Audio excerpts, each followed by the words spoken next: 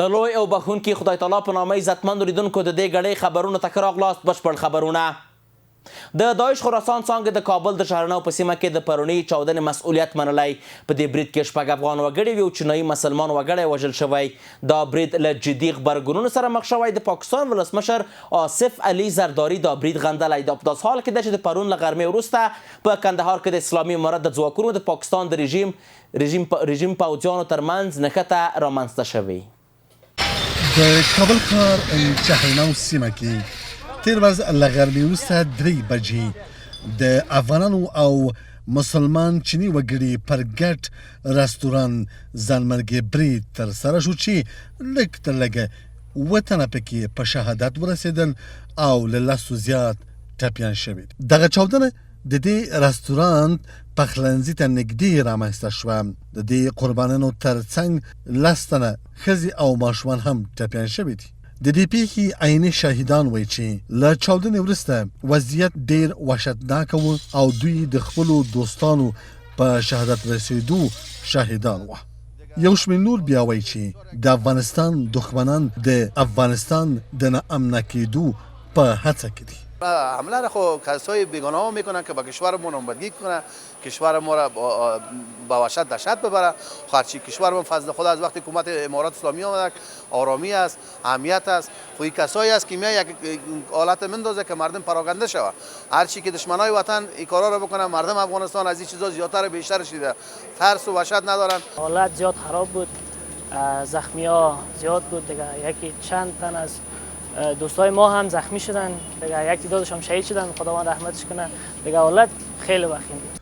د کابل روغتي چارواکو اعلان کړی چې د دې پیښې ټپیان بیلابیلو روغتونونو ته لیږدول شوي او د ځینو وضعیت نازک ښودل شوی دی. د قربانیانو په منځ کې یو چیني وګړی چې ایوب نومیږي او څو نور افغان وګړي هم شتون لري. یحیی او میرمنې چې دواړه د چین مسلمان وګړي دي وایي دواړه پر کار بوخت و چې دغه پیښه رامنځته شوه. زه په دې رستورانت کې اشپز یم.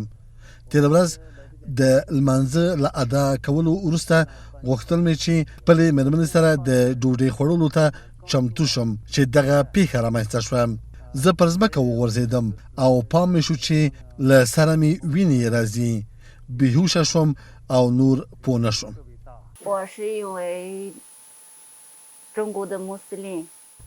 زه یو چیني وګړی یم. موږ مسلمانان یو او په دې ځای کې کار ته راغلي یو. له دې پیښې ساعت وروسته د داعش خراسان څانګې د دې برید مسؤلیت پر غاړه واخیست. زه د افغانستان له حکومته غواړم چې دغه پیښه په جدي توګه وڅېړي او عاملین یې په خپله سزا ورسیږي. تر اوسه د ځینو اشخاصو ترڅنګ چین او پاکستان دغه برید غندلی دی. خو دا په داسې حال کې ده چې د پاکستان پوځي رژیم ځواکونو تېره ورځ د کندهار په معروف ولسوالۍ کې د اسلامي امارت له ځواکونو سره په نښته کې ښکېل شول.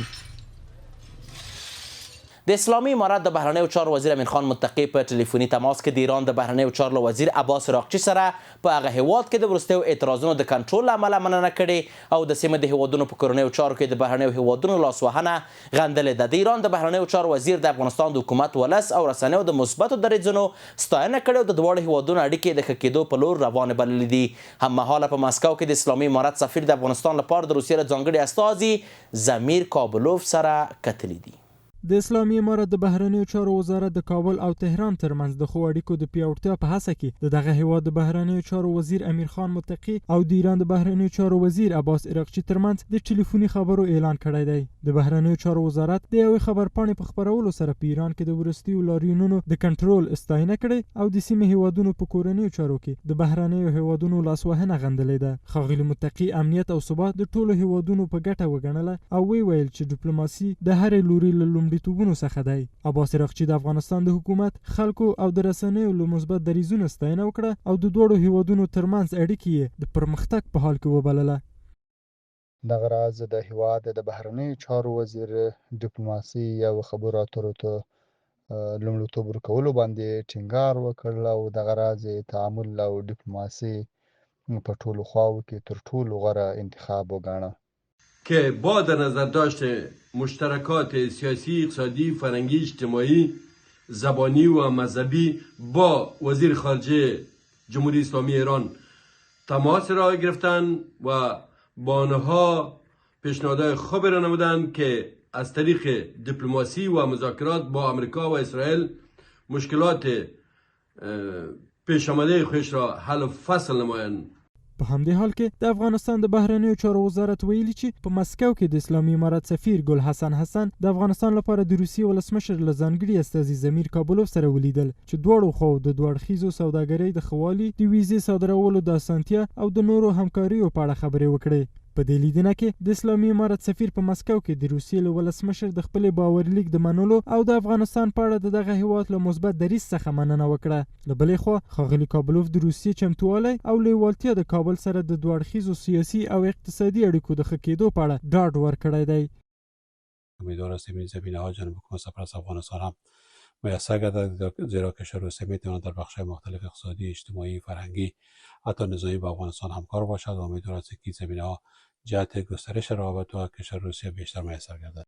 د افغانستان لپاره د پاکستان ځانګړي استازي صادق خان د افغانستان لپاره د بریټانیا له ځانګړي استازي ریچارډ لینسي سره د وروستیو امنیتي پرمختګونو او د سیمه ییز ثبات د پیاوړتیا په اړه د خبرو اترو لپاره وکتل.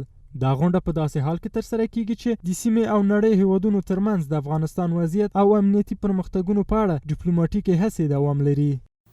د بدخشان په ولایت کې د کرنې اوبو لګولو مالدارۍ وزارت له لوري هیواد ته د راستنه شویو 2200 کډوالو کورنیو ته د غنمو خوراکي توکو او نغدي پیسو د ویش لړۍ پیل شوې ده. دغه مرستې د اړمنو کورنیو د بیړني ملاتړ او د راستنه شویو کډوالو د اقتصادي ستونزو د کمولو په موخه ویشل کیږي. په بدخشان کې راستنیدونکو کډوالو ته د غنمو خوراکي توکو او د نغدو پیسو د ویش پیل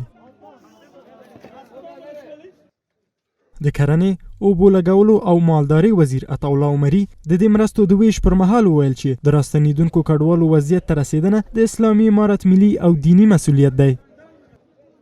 دولت امارت اسلامی افغانستان و عالی قدر امیر المؤمنین حفظه الله تعالی و بزرگان امارت اسلامی خدمات برای مهاجرین را، خدمات برای عودت کنندگان را یک وظیفه مسئولیت دینی و شرعی خود می‌دانند. هغه ټینګار وکړ چې حکومت هڅه کوي داسې پروګرامونه پلي کړي ترڅو د کډوالو د با عزت راستنېدو او ټولنې ته د بیا یوځای کېدو لپاره لار همواره کړي. بناهن روزی که آوازه عودت برادرایمان شد و هجرت و مهاجرت رفتگی ها شد به امر عالی قدر امیر المؤمنین صاحب یک کمیسیون عالی عودت مهاجرین جور شد. لطف و شفقت حضرت امیر المؤمنین صاحب حفظه الله تعالی و رعاه است که در سراسر کل کشور سر این مهاجرین را که نو آمده از مهاجرت سر اونمو همینطور لطف و شفقت میکنه. اینمی تصمیم را دارم که برشان از بودجه خودی امارت اسلامی و بودجه خودی اینمی کشور سرشان لطف و شفقت شد. همه شما معلوم است که از طرف امیر المؤمنین برای مهاجرین و عودت کنندگان با شفقت و مهربانی خود 200 کیلو گندم فی نفر و 5000 افغانی فی نفر در ولایت بدخشان هم برای 2200 فامیل امی کمکا اختصاص داده شده که در مجموعه از 500 هکتار ضیاف می شود گندم و از 11 میلیون افغانی می شود. په بدخشان کې یو شمېر راستنیدونکي کډوال هم د دې مرستو د ویش هرکلی کړی دی او ویلي دي چې اقتصادي ننګونې، بیکاري او د لومړنیو اسانتیاو نشتوالي د دوی ژوند سخت کړی دی او د دې ډول مرستو دوام کولی شي د دوی ځینې اړتیاوې پوره کړي. تشکر از اینا یک چیزی کمک کرده برام یک پول گندم شد. تشکر زنده باشن دیگه اینا مقصد میشه میگذره ولی دیگه